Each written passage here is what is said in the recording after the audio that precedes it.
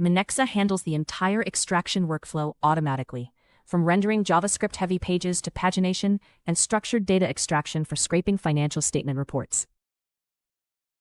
Navigate to your dataset page on idx.co.id. Minexa works whether extracting manually or using an API for large-scale processing. Click the Minexa extension. It handles the complexity so you just focus on the page. Press the button, and Minexa detects how the page loads more data, whether through pages, scrolling, or dynamic updates. Minexa spotted the pagination. All pages will be scraped automatically each time this scraper runs. Select whether you only need fields shown on the list or the full data available on each item's page. Click Continue for standard pages or switch to advanced mode when the site needs user input or navigation before showing full results. The highlighted block contains your dataset. Click Create Scraper to start the analysis. Every field is ready. Each one was found during training and remains consistent. Just select what you need or click on the page to pick it.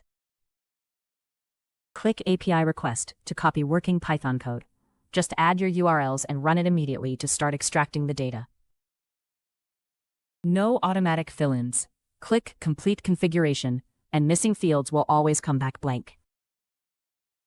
Full dataset coverage is built in.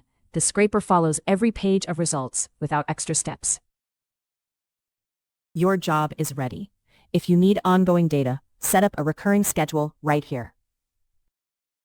Click Run. Each field is pulled from its exact DOM map selector, ensuring consistent column-level extraction across every page. All of this was extracted automatically. JavaScript-heavy pages, delayed content, and request-level protections were handled without you needing to configure anything. Typical data points include company names, report dates, financial figures, and disclosure summaries. Export the dataset easily. Every future run produces an updated snapshot with the same structure and column names.